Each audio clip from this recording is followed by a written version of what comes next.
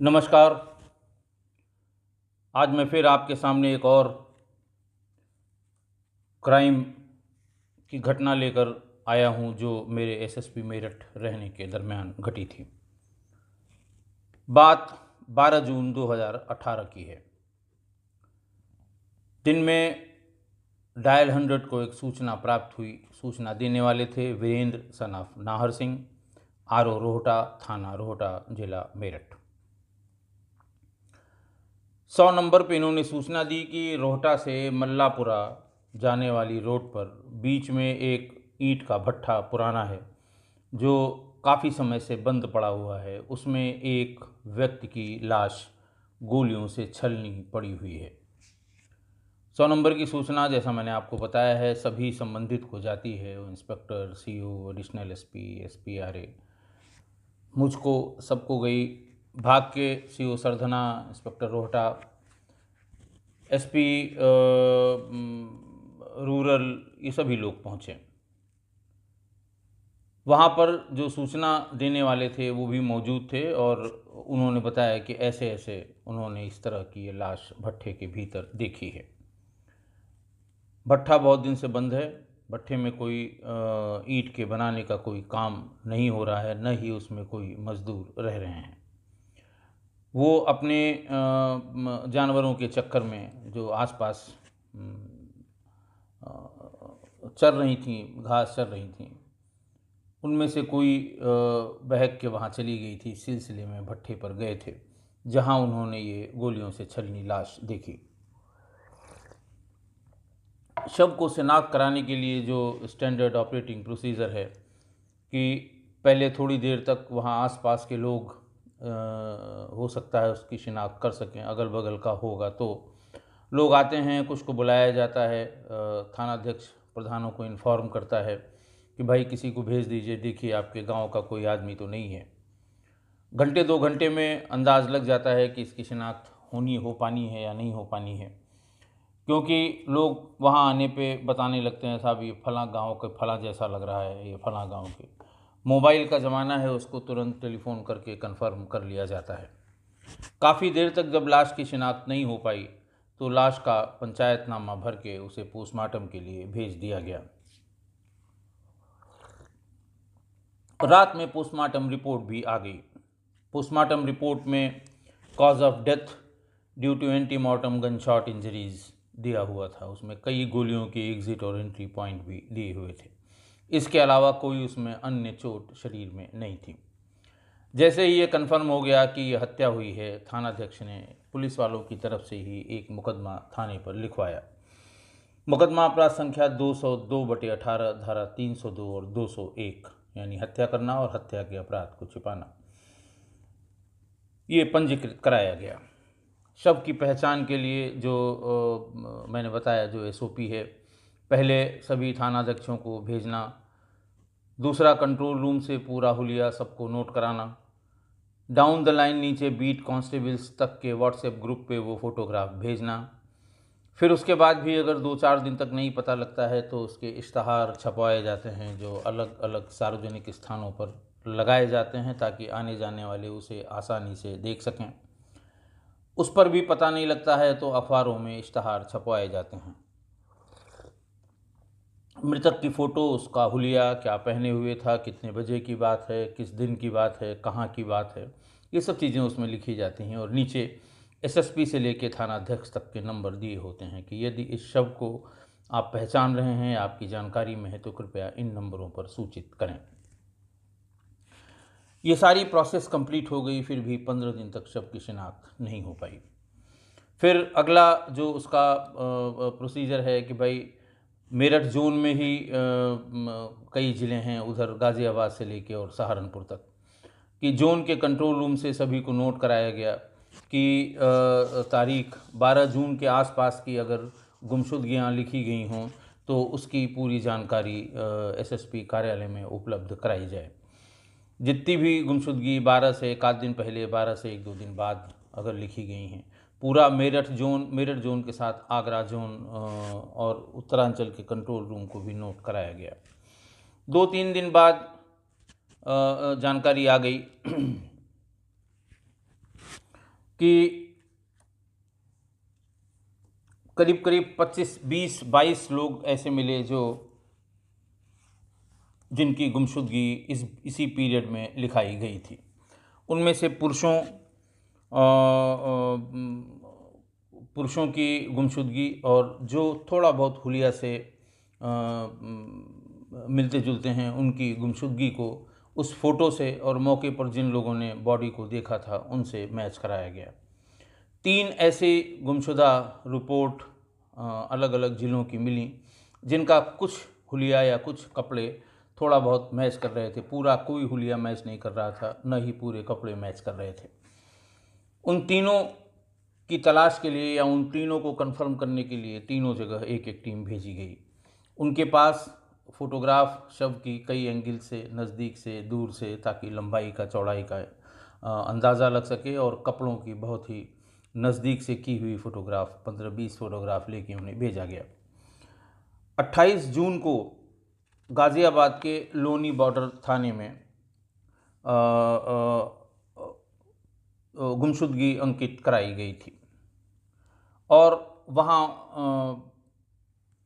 उनके परिजनों को थाने पर, लोनी बॉर्डर थाने पर बुलवाया गया और उन्होंने फ़ोटो देखते ही पहचान लिया कि ये हमारे यहाँ का लड़का है, हमारे यहाँ का आदमी है, मेरे परिवार का आदमी है जो काफ़ी दिन से गायब है। उनका भी यही कहना था कि 12 तारीख को निकला था, लेकिन उसके बाद से लौट कर नहीं आया। उस आदमी की पहचान संदीप सन ऑफ महिपाल निवासी टिटौड़ा, थाना खतौली, मुजफ्फरनगर के रूप में की गई, जिसका हाल पता लक्ष्मी गार्डन, लोनी, थाना लोनी बॉर्डर, गाज़ियाबाद बताया उन लोगों ने। संदीप की पत्नी रेनू फिर भी अच्छी तरह से मुतमईन नहीं हुई। उसे पूरा विश्वास नहीं हुआ। उनका सा मुझे कोई डाउट है। उसको और उसके परिजनों को लेकर एक गाड़ी से थाना रोहटा भेजा गया और ये कहा गया कि जब पोस्टमार्टम के बाद शव पर पड़ी हुई हर चीज़ को उतार कर एक पोटली बांधकर थाने से आए कर्मचारियों को हस्तगत कराया जाता है कि ये उसके शरीर पर जो कुछ भी था वो उतारा गया और ये आपको दिया जाता है। वो ले जाकर वहाँ थाने के मालखाने में उसे रख देता है। उसके ऊपर एक सफ़ेद कागज़ की चिप्पी पर मुकदमा, अपराध संख्या और दिनांक लिख दिया जाता है। वहाँ पर जाके वो पोटली निकाली गई। पोटली निकाल के उसमें जो सामान रखा था उसको दिखाया गया तो रेनू ने उसके कपड़े, गले में पहने जाने वाला काले धागे में बंधा हुआ एक ताबीज और तांत्रिक की दी हुई एक तांबे की या अष्टधातु की एक अंगूठी से पूरी तरह पहचान कर ली कि ये शव या ये मृतक संदीप ही था। संदीप दबंग छवि का आदमी था, उसके ऊपर आपराधिक मुकदमे थे। तो जिससे जिससे उसकी रंजिश थी, मारपीट के मुकदमों में या दूसरे और मुकदमों में जिससे जिससे रंजिश थी, उन सबको एक एक करके खंगाला गया, थाने पर बुलाया गया, पूछताछ की गई। अच्छी वाली पूछताछ भी जहाँ ज़रूरत पड़ी वहाँ पूछताछ की गई, लेकिन कोई कामयाबी नहीं मिली। इस बीच में रेनू बार बार थाना रोहटा के चक्कर लगाती रही। वो इस उद्देश्य से या इस आशा से जाती थी कि शायद इसके हत्यारों का अब पता लग जाए। 2-3 दिन में ही थाने के लोग समझ गए कि ये आएगी, भी 10 सवाल पूछेगी, सवालों का जवाब पुलिस के पास होगा नहीं, चिल्लाएगी, फिर उसके बाद रोएगी, दहाड़े मार के रोएगी। फिर वो बहुत अच्छा सीन क्रिएट थाने पर नहीं होता। और आजकल आप जानते हैं पत्रकारों की भीड़ ऐसी है, हर आदमी पत्रकार है, हर एक के पास मोबाइल है। ज़रा सा अनयूजुअल सिचुएशन कहीं दिखाई पड़ जाए, कैमरा ऑन हो जाता है, वीडियोग्राफी होने लगती है। तो इस चीज़ को अवॉइड करने के लिए उसको जैसे ही देखते थे वो विवेचक या और थाने के जो जिम्मेदार लोग हैं वहाँ से हट जाया करते थे। वो सवेरे से शाम तक दोनों तीनों दिन थाने के बाहर बैठी रहती थी, आने जाने वालों से पूछती थी कि साहब कुछ पता लगा। 29 जून की शाम को वो थाने की जो बिल्डिंग बनी हुई है उसके बाहर बाउंड्री गेट है, गेट के बाहर एक छोटी सी पुलिया के पास वहीं संतरी खड़ा होता है, वहीं वो बैठी हुई थी। संतरी पहरा आपने थानों पर देखा होगा कि हर थाने पर एक राइफल ली हुई जिसमें संगीन लगी होती है, तैनात, चुस्त दुरुस्त तैनात एक सिपाही आपको मिलेगा जिसे संतरी पहरा करते हैं, वो सभी थानों पर हर समय राउंड द क्लॉक यानी 24 घंटे आपको मिलेगा। पहले ये संतरी 3-3 घंटे पर बदलने की प्रथा थी जब हम लोगों ने नौकरी की शुरुआत की थी, लेकिन अब कहीं पर 6 घंटे और कहीं पर 12-12 घंटे यानी दिन का संतरी और रात का संतरी। हालांकि ये गलत है, मैनुअल में वही 3-3 घंटे का ही प्राविधान है, लेकिन धीरे धीरे काम के बोझ की वजह से या बहुत ढेर सारे अन्य कारणों की वजह से ये ज़्यादा लंबे समय तक की संतरी ड्यूटी चलने लगी है। संतरी ड्यूटी पर शाम की ड्यूटी पे जो व्यक्ति, जो सिपाही आया था, वो नया था, छुट्टी से शायद वापस लौट के आया था। उसने अननोन महिला को बाहर बैठे देते हुए उसे आवाज़ लगाई, आप यहाँ क्यों बैठे हैं? उसने बताया कि मेरे पति की लाश फला फला जगह बरामद हुई है, मैं 3 दिन से चक्कर लगा रही हूँ, मुझे कोई बताने वाला नहीं है और मेरे मन में भी कुछ शंकाएं हैं और मैं चाहती हूँ कि इन शंकाओं का भी निवारण हो जाए। हो सकता है इससे हमारे पति के हत्यारों तक पहुँचा जा सके। उस सिपाही ने कहा कि देखिए, इंस्पेक्टर साहब भी नहीं हैं और आपके विवेचक दरोगा जी जिनका आप नाम बता रही हैं वो भी नहीं हैं। आप हमें बता दीजिए, ये लोग रात में जैसे ही आते हैं मैं इनको बता दूंगा, आपका इतनी रात थाने में यहाँ रहना ठीक नहीं है। तो उसने बताया कि साहब मैं बताना ये चाह रही थी कि हमारे पति के यानी मृतक संदीप के 2-3 महिलाओं से संबंध थे और ये भी बताया कि इसमें ताज्जुब की बात यह है कि ये दोनों तीनों महिलाएं या तो उसके गैंग मेंबर्स या जिनके साथ वो रहता है उनकी पत्नी हैं या उनकी बहनें हैं और कहीं ऐसा तो नहीं है कि आपस में ही किसी बात का कोई बुरा मान गया हो और इसकी हत्या हो गई हो। उसने मोबाइल नंबर पूछा तो सभी लड़कियों के या पत्नियों के मोबाइल नंबर उसके पास नहीं थे, लेकिन चूंकि गैंग पूरा एक साथ ऑपरेट करता था, आता जाता था, उसको पता था कि इसके कौन कौन से दोस्त हैं, कौन कौन से दोस्त मुकदमों में एक साथ हैं, जिनको फाइली कहते हैं, यानी एक ही फाइल के 4-5 लोग जब होते हैं तो आपस में एक दूसरे को ये बताते हैं कि मैं इसका फाइली हूँ, यानी जिस मुकदमे में ये है उसी मुकदमे में मैं भी हूँ। तो जो जो फाइली होते थे उनकी जानकारी रेनू को थी कि किन किन मुकदमों में ये लोग एक साथ हैं, इसलिए उसने किसी के पति या किसी के भाई का नंबर जो उसके पास था, उसके मोबाइल में था, वो नंबर भी सिपाही को नोट करा दिया। फिर सिपाही ने आग्रह किया कि अब आप जाइए, रात हो रही है, आपका यहाँ रुकना ठीक नहीं है। वैसे तो वो जाने के लिए इच्छुक नहीं थी, उसका ये मानना था कि चाहे जितनी रात में इंस्पेक्टर साहब या हमारे आईओ मिलते हैं, मैं उनसे मिल के अपनी बात बता के तभी जाऊंगी, लेकिन सिपाही के आग्रह पर वो वहाँ से चली गई।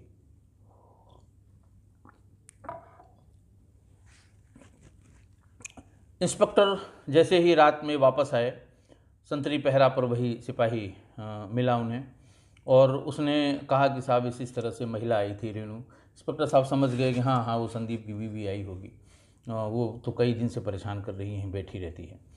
तो उन्होंने कहा नहीं साहब, इस बार उसने कुछ अच्छी चीज़ें बताई हैं और मैं शेयर करना चाहता हूँ।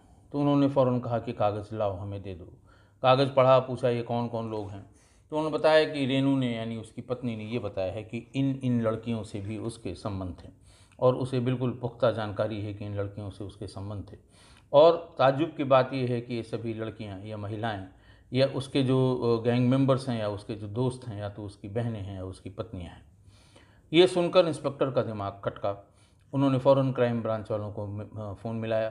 फ़ोन मिला के वो 3-4 नंबर जो भी उसने दिए थे वो उनको नोट कराया और ये बताया कि देखिए, हो सकता है कि किसी लड़की वड़की के कोई आशनाई का चक्कर हो जिसकी वजह से इसकी हत्या की गई हो। पत्नी ने जो बताया है उसमें शक की गुंजाइश बहुत कम है, लेकिन इसको नोट करके इन नंबरों को ज़रा सा CDR एक बार फिर से रीड किया जाए और देखा जाए कि इसमें कहीं कोई इंटर रिलेशन है कि नहीं है। क्राइम ब्रांच वालों ने ही रात में काम शुरू किया और कोई 2 बजे के आसपास बताया कि साहब नंबर्स में इंटर रिलेशन आ रहा है। ये सभी नंबर हैं जो मृतक के नंबर से कभी न कभी कांटेक्ट में रहे हैं और इसलिए ये इम्पॉर्टेंट भी हैं और इसलिए इनको पकड़ा जाना या इनसे पूछताछ किया जाना ज़रूरी है। हो सकता है इससे हम थोड़ा आगे निकल पाएँ, थोड़ा आगे बढ़ पाएँ। फ़ौरन उन 2-3 महिलाओं को थाने पर लाया गया। जो पहले राउंड की महिला थाने पर जो पहले राउंड की महिलाओं ने पूछताछ की, उसमें तीनों ने बताया कि हाँ उनके संबंध रहे हैं संदीप से। लेकिन उनमें से एक लड़की ने कहा कि साहब ठीक है, मेरे संबंध रहे हैं, लेकिन ये संबंध ज़बरदस्ती के थे। और हम मजबूर थे, हम उस समय कुछ कर नहीं सकते थे, और मेरे साथ लगातार 1 साल संदीप ने बदतमीज़ी की है और मेरी इच्छा के विरुद्ध मेरे साथ कुकृत्य किया गया है। और ये तो फिर भी था कि उसने ऐसा किया, वो मुझे गाड़ी में बिठा के बाहर भी ले जाता था और जगह जगह लेकर घूमता भी था मुझे। उसका कारण पूछा गया तो उसने कहा कि साहब, मेरा भाई राहुल 2 साल के लिए जेल में था। उसने गांव में के ही किसी गुड्डू को गोली मार दी थी। पुलिस ने उसे जेल भेज दिया। वो अभी 2 महीने पहले, 2.5 महीने पहले छूट के आया है। दूसरा भाई हमारा अंकित था, जो पुलिस के डर से भागा भागा फिर रहा था। पुलिस हमेशा इन लोगों के लिए पूछताछ करने आती थी, दूसरे गैंग मेंबर्स के बारे में जानकारी करने के लिए आती थी। तो घर में वो और 2 और महिलाएं रहती थीं। अक्सर धीरे धीरे राहुल उनके यहाँ आने लगा और कहने लगा, संदीप उसके यहाँ आने लगा और कहता रहा कि राहुल हमारा दोस्त है, हमारे सुख दुख का साथी है, आज तुम लोग परेशान हो, मैं क्या मदद कर सकता हूँ। और फिर एक दिन उसने जब राहुल की बहन को अकेला देखा तो संदीप ने उसके साथ ज़बरदस्ती संबंध बना लिए। फिर उसके बाद उसकी आदत सी पड़ गई, वो हर दूसरे तीसरे चौथे दिन उसके साथ ज़बरदस्ती करता रहा। लड़की ने बताया कि वो जब पूरा गांव में रंजिश हो गई, एक आदमी को गोली मारने की वजह से पूरा गांव उसके पीछे पड़ गया। वहाँ से हम लोग लोनी चले आए और यहाँ रहने लगे। यहाँ भी पुलिस कभी कभी आती थी, तंग करती थी, और राहुल बराबर चक्कर लगाता रहता था। इस मजबूरी का फ़ायदा उठाकर वो मेरे साथ ज़बरदस्ती करता रहा।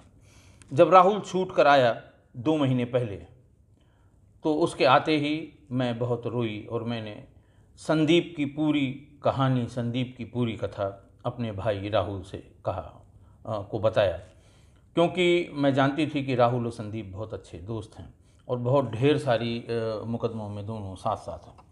तो इसको बताने पर ही कोई असर पड़ेगा, बाकी कोई संदीप के आगे, चूँकि संदीप बहुत दबंग है, बहुत ही दबंग छवि का आदमी है, उसका कोई बहुत कुछ ज़्यादा बिगाड़ नहीं पाएगा, इसलिए उसने ये बात राहुल को बताई। राहुल और अंकित दोनों उस समय थे जब रो रो कर उसकी बहन ये बात बता रही थी।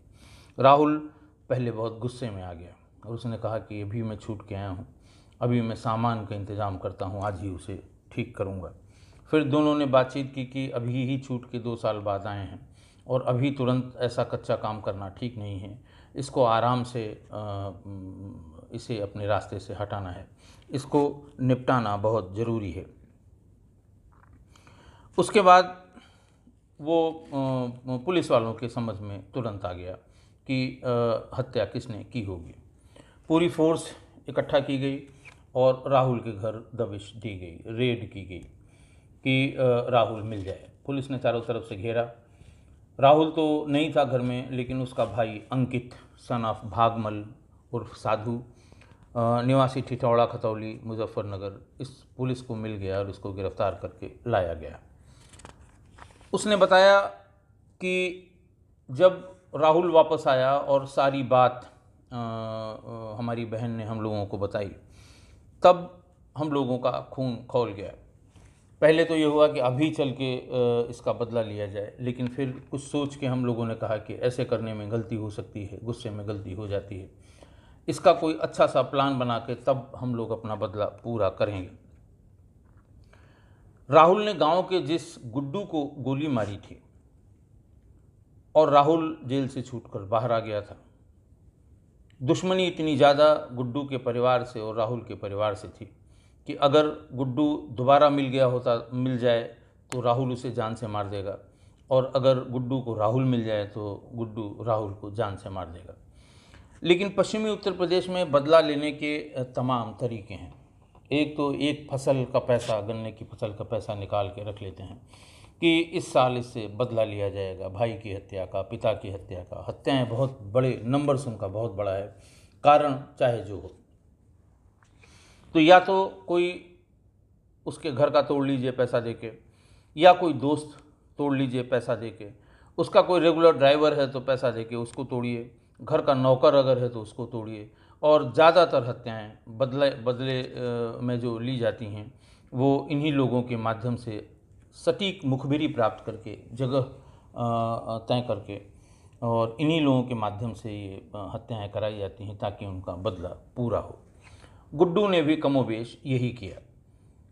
जैसे ही राहुल छूट कराया, इन लोगों को पता लग गया कि अब वो छूट कराया है, वो फिर कुछ न कुछ खुराफात करेगा, तो गुड्डू ने सीधे संदीप से संपर्क किया और ये कहा कि देखिए, राहुल ने मुझे गोली मारी थी, तुम उसके सबसे अच्छे दोस्त हो, आज भी उसके घर उठते बैठते हो, तो हमसे पैसा ले लो, तुम्हें जितने पैसे की ज़रूरत है, लेकिन राहुल को निपटा दो। ये बात थोड़ा थोड़ा संदीप की समझ में भी आ रही थी, लेकिन इसके पहले कि वो उसको अंजाम दे पाता या उसको अंजाम तक पहुंचा पाता अपनी बातचीत को, इस बीच में उन दोनों के बीच जो रिकॉर्डिंग बातचीत, अब तो नया फैशन चला है कि हर कोई अपने फ़ोन में रिकॉर्डर रखता है। हमारे यहाँ पुलिस में भी ये बहुत ख़राब फैशन चला है। हमारा सबॉर्डिनेट भी जब हमसे बात करता है तो वो कॉल को रिकॉर्ड करके रखता है। थानाध्यक्ष जब किसी प्राइवेट आदमी से बात करता है, चाहे वो माननीय विधायक हों, सांसद हों, दूसरे चुने हुए जनप्रतिनिधि हों या कोई शिकायत करता हो, फ़ोन हमेशा रिकॉर्डिंग मोड पर रहता है और किसी से की गई बातचीत को रिकॉर्ड करता है। और ये बहुत ही आम हो गया है, ये सभी घरों परिवारों में भी हो गया है कि लोग रिकॉर्डर को ऑन रखते हैं।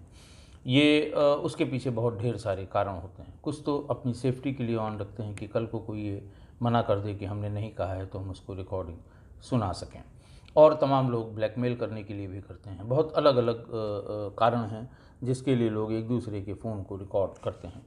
और शायद इसीलिए अब जो जितने दूसरे ऐप हैं, चाहे वो व्हाट्सएप हो, फेसबुक हो, इंस्टाग्राम, चाहे जो बाकी जितने, वो अब ज़्यादा कम्युनिकेशन के माध्यम बने हैं। सीधे फ़ोन पर जिसमें रिकॉर्डिंग की सुविधा होती है वो अब कम लोग इस्तेमाल करते हैं। तो संदीप गुड्डू ने संदीप से संपर्क किया कि तुम 5 लाख रुपए हम तुमको देंगे, इसको तुम मार दो। लेकिन उन दोनों के बीच की रिकॉर्डिंग, जो अंदाज है इन्वेस्टिगेटर्स को, जो पुलिस को, कि शायद इसने गुड्डू ने ही किसी को ये बताने के लिए ये वॉइस रिकॉर्डिंग भेजी कि अब इसका इंतज़ाम हो गया है, 5 लाख रुपए मैंने दे दिए हैं, बहुत जल्दी ये विकेट भी गिर जाएगा। और जिसको उसने भेजा वहाँ कहीं से ये बात लीक हो गई और ये बात राहुल तक पहुँच गई। राहुल भी घबरा गया कि संदीप का रोज़ का उठना बैठना है, रोज़ आता है, ये तो जिस दिन चाहेगा मुझे मार लेगा, और पैसे के लालच में ये आ गया है। दोनों भाइयों ने, अंकित और राहुल ने बैठ के ये प्लान बनाया कि ऐसे कैसे किया जाए कि हम इसको पहले मार लें, वरना न तो बहन के साथ जो इसने जाति की है उसका बदला हो पाएगा, और ज़रा सी चूक हो जाएगी तो हम लोग भी जान से मारे जाएंगे। इन लोगों ने प्लान बनाया और प्लान बना के ये संदीप के पास गए, अंकित और राहुल, और संदीप से कहा कि एक बड़ा काम मिला है रोहटा में। 5 लाख रुपए एडवांस उन्होंने मुझे दे दिया है, 5 लाख काम होने के बाद है।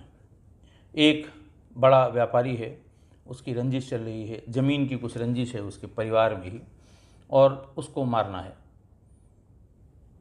संदीप ने पूछा कि पैसा तुम्हें मिल गया? बोले हाँ, 5 लाख मुझे मिल गया, ये 2.5 लाख में ले आया हूँ, ये तुम्हारा हिस्सा है, 2.5 लाख में हम दोनों भाई अपना काम चला लेंगे। और बहुत आसान है, रात में अकेले वो निकलता है, पैसा भी उसके पास होता है, कुछ हो सकता है ज़्यादा पैसा हो तो पैसा मिल जाएगा, हमारा काम हो जाएगा और उसी रात हमें बाकी के 5 लाख मिल जाएंगे। संदीप इस लालच में आ गया। संदीप ने कहा कि हम अपनी मोटरसाइकिल से चलेंगे। संदीप और राहुल एक मोटरसाइकिल पर हो गए और अंकित को पहले ही भेज दिया कि तुम उस जगह पे रुकना जहाँ से उसको निकलना है। अंकित उसी रास्ते पर एक ईंट भट्ठे के पास खड़ा हो गया। रात में जब ये लोग मोटरसाइकिल से वहाँ पहुँचे तो उसने इशारा दिया और खड़ा कर दिया। धीरे धीरे कान में बात की कि अभी वो भट्ठे के ऑफिस से बैग लेकर निकलेगा मोटरसाइकिल से, इसी रास्ते से जाएगा, और बिल्कुल अंधेरा है यहाँ पर, आने जाने वाले भी नहीं हैं, यहीं उसको मार लिया जाएगा। जबकि सच बात ये थी कि महीनों महीनों से वो ईंट भट्ठा बंद था, कोई मज़दूर भी नहीं था, वहाँ से किसी के आने का कोई सवाल ही नहीं था। उसको इसी तरह से बात में उलझा के अचानक दोनों भाइयों ने ताबड़तोड़ गोलियां मारकर संदीप को वहीं गिरा लिया। संदीप की मौके पे मृत्यु हो गई। संदीप के सारे जेबों की तलाशी उन्होंने ले ली। उसके पास जो भी आइडेंटिफिकेशन का सामान, कागज़, पर्स, सब कुछ निकाल लिया और उसकी मोटरसाइकिल लेके दोनों भाई अंकित और राहुल वो वहाँ से भाग खड़े हुए। उसके पीछे पर्पज़ ये था कि मुजफ्फरनगर का घर या गाज़ियाबाद में लोनी का घर, वो दोनों ही घटनास्थल से बहुत दूर है। पुलिस आइडेंटिफिकेशन के लिए आसपास तलाशेगी और फिर लावारिस में दाखिल करके ये केस बंद कर देगी। उनको कम उम्मीद थी कि संदीप के लिए भी कोई पैरवी करने या बहुत दबाव डालने के लिए यहाँ पर आएगा। और कुछ हुआ भी ऐसे ही कि बहुत दिनों तक लाश का आइडेंटिफिकेशन ही नहीं हुआ। इस तरह से उन दोनों भाइयों ने अपना बदला पूरा कर लिया, लेकिन दुर्भाग्य उनके साथ साथ था कि धीरे धीरे पुलिस अपना जो उसकी SOP है काम करने की, उससे उसको फॉलो करके और इन तक पहुंच गई। मारने के बाद जो उसके पास पिस्टल थी वो भी इन लोगों ने ले लिया, कुछ पैसे थे वो भी लेके वहाँ से भाग गए और उस बॉडी को उठा के थोड़ा सा भट्ठे के भीतर वहीं पर फेंक दिया गया। मौका देखने से ये लगता था कि थोड़ी करीबन 10 मीटर पहले इसको गोली मारी गई है और फिर वहाँ से भट्ठे के भीतर लाके इसे बॉडी को फेंक दिया गया है। 30 जून को ये लोग पकड़े गए। उसमें राहुल तो नहीं पकड़ा गया, उस समय तक बाद में पकड़ा गया, लेकिन उसका भाई अंकित पकड़ा गया। वो कट्टे बरामद हो गए जिनसे इन लोगों ने ये हत्या की थी। ये आज के अपराध की ये घटना, क्राइम की घटना मैंने आपको सुनाई। मैं बहुत ज़्यादा मेरठ में नहीं था। मेरठ में इसके बाद मैंने आपको जून लास्ट की ये घटना बताई है। पूरा 1 महीने से ज़्यादा, करीब 40 दिन तक पूरी पुलिस मेरठ की और पूरे जोन की पुलिस कांवड़ के बंदोबस्त में बिजी रहती है। क्राइम पर भी उस समय बहुत ज़्यादा ध्यान नहीं जाता है और उसके तुरंत बाद ही वहाँ के स्थानीय राजनीतिक लोगों से कुछ ट्रांसफ़र पोस्टिंग को लेकर मेरा विवाद हो गया और 28 अगस्त 2018 को मेरा वहाँ से स्थानांतरण SSP मेरठ के पद से हो गया और मैं SP सिक्योरिटी यानी SP सुरक्षा के पद पर लखनऊ आ गया था। सुरक्षा के पद पे 2.5 महीने रहा, SP सिक्योरिटी के पद पे 2.5-3 महीने, और इस बीच में हम इंचार्ज होते हैं वहाँ, जो SP ट्रेनिंग एंड सिक्योरिटी होता है वो पदेन इंचार्ज होता है VVIP विज़िट की, जिसमें माननीय प्रधानमंत्री, माननीय राष्ट्रपति, माननीय गृह मंत्री, इसकी जो फ्लीट लगाई जाती है वो प्रदेश सरकार की जिम्मेदारी होती है और उसमें एक सेक्शन जो होता है वो उस प्रदेश के SP ट्रेनिंग एंड सिक्योरिटी का होता है। तो इस बीच में 3-3.25 महीने में माननीय प्रधानमंत्री जी की 2 विज़िट, माननीय राष्ट्रपति जी की 1 विज़िट और तमाम ढेर सारी मीटिंग्स इसी बीच में हुई थी। उसके बाद फिर मैं वहाँ से वहीं प्रमोट हुआ 1 जनवरी 2019 को और फिर 8 तारीख को मैं बरेली इस पद पर, जहाँ वर्तमान में हूँ, यहाँ पर आ गया था। तो मेरठ के क्राइम के बारे में बस इतना ही। और अगली बार से यानी कल से अगली बार जब भी मैं लोड करूँगा कुछ इम्पॉर्टेंट क्राइम के किस्से, कुछ इम्पॉर्टेंट क्राइम की घटनाएं जो बरेली के चारों ज़िलों में घटित हुई हैं, बरेली, बदायूं, पीलीभीत और शाहजहांपुर में, उनके बारे में मैं ज़रूर डिस्कस करूँगा। हालांकि उसमें सीधा रोल ज़िलों के कप्तानों का होता है, लेकिन गंभीर घटनाओं में पर्यवेक्षण में वरिष्ठ अधिकारियों को भेजा जाता है। मैं भी गाहे बगाहे बहुत ढेर सारे मौक़ों पर गया था और जहां बात उलझ रही थी उसको सुलझाने का प्रयास किया और सही अनावरण कराया घटनाओं का। तो ऐसे ही थोड़े बहुत जो घटनाएं होंगी, जो इम्पॉर्टेंट होंगी, उनके बारे में उनको लेके आपके सामने उपस्थित होऊंगा। आज के लिए बस इतना ही। बहुत बहुत धन्यवाद।